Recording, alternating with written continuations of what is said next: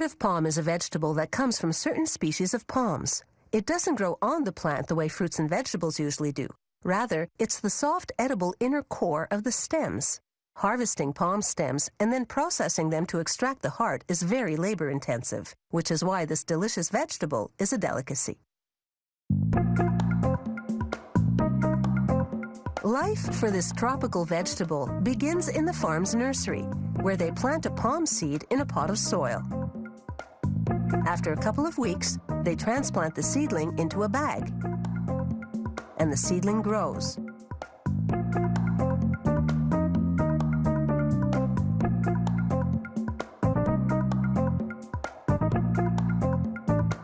Life in the nursery is one of routine: scheduled feedings of fertilizer, regular weeding, and a daily shower.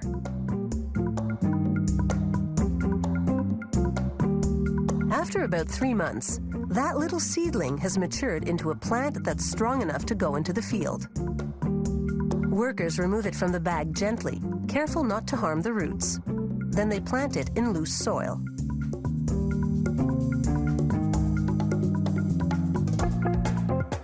After about a year and a half of field growth, it's time for the first harvest. Using a machete, the harvester grabs and chops off the main stem.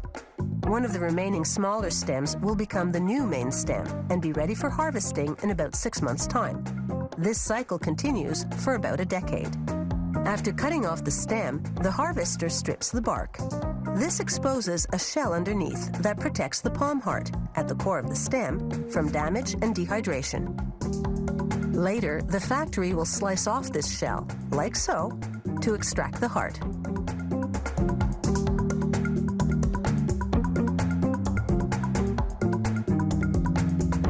Once the stems arrive at the factory, they go into a basin of water immediately.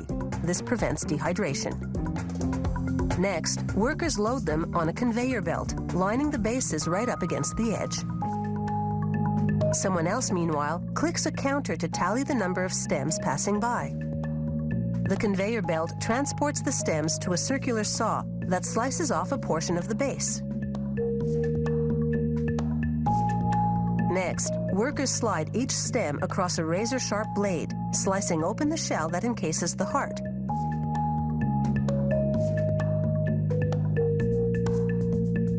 With a quick twist, the shell comes off, and they place the heart on a conveyor above.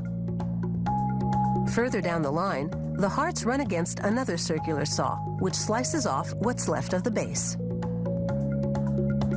Next, a row of saws spaced 15 centimeters apart cuts each stem into pieces. Now the hearts of palm are just the right size for packaging. In the field, the stem's bark and outer shell acted as a dirt barrier. Still, the hearts get a rinse in cold water before going into the jar. Each jar has to contain a specific weight and number of pieces. So it goes on a scale, and if necessary, a worker adjusts the weight by swapping a piece for one of a different size.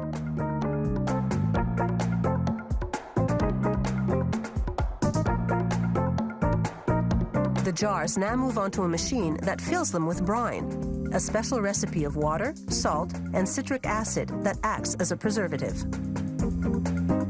The brine-filled jars then go into a hot steam machine. It heats the liquid for about 10 minutes, almost to the boiling point. This forces all the air out of the hearts, preparing them for pasteurization. On the way to the pasteurization chamber, the jars pass through a capping machine. Then, under an inkjet printer head, which applies the lot number and product expiration date. Now it's into the pasteurization chamber for an hour and a half. The intense heat, 97 degrees Celsius, kills off any microorganisms lurking inside the jars. After a 1-week quarantine period, to ensure the hearts of palm don't deteriorate in any way, the jars are ready for labeling. The brine and pasteurization combined give the sealed container a 4-year shelf life. So whether served alone, in a salad, with pasta or rice, these hearts of palm are guaranteed to be as fresh as they are tasty.